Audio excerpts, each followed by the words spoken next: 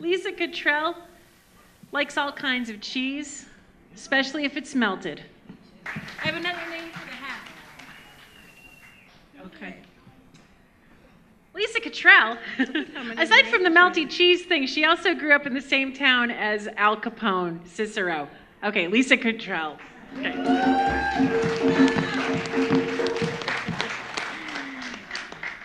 Hello. Well, I'm turning 50 this year, which means that I was lucky enough to grow up in the 70s when smoking was still cool. At least I sure thought it was. From my earliest memories, I wanted to do the amazing things that the adults were doing, and the absolute most impressive things were reading and smoking. One of these is decidedly more cool looking than the other. Luckily, my parents read to me when I was little, and I figured out that whole thing pretty quickly, like by the time I was 3. Smoking took a bit longer, but not much.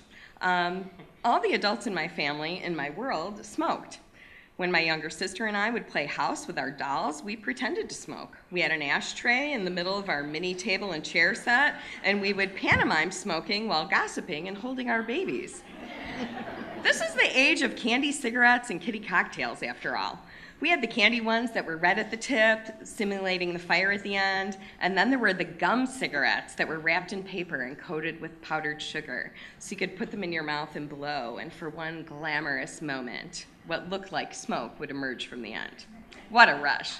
Can you imagine now if you gave those out as a gift at a children's party? I imagine a party, maybe like a hidden camera thing, where kids are given kitty cocktails and candy cigarettes. Like, what else? A little roulette wheel? I mean, I can't even go.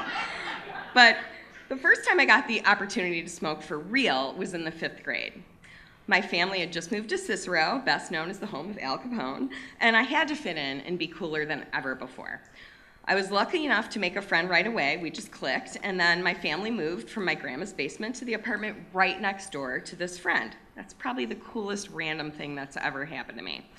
Anyhow, as I'm trying to pull away from playing house behind closed doors with my younger sister and negotiate my new preteen coolness, I came across this little opportunity.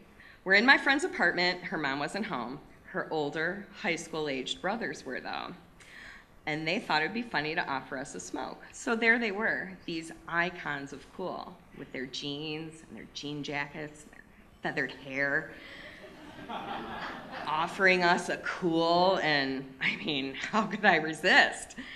So they had the bright green packaged cools, and I still remember the burning of the menthol and the choking that followed. And so there, in my ultimate attempt to look cool, I'm coughing and stifling a gag and looking anything but. And I'd like to add this was 40 years ago and 40 pounds ago, so it's like 80-something little pounds. I mean, I definitely did not look cool.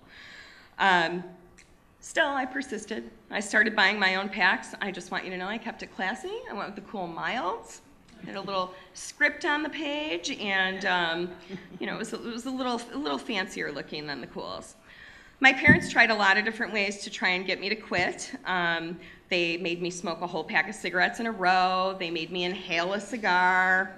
I knew better. That's not how I was going to smoke, so it didn't work. Finally, they made me smoke in the house instead of outside, so people wouldn't see me. As I realized, instead of looking cool, I was actually bringing shame to the family.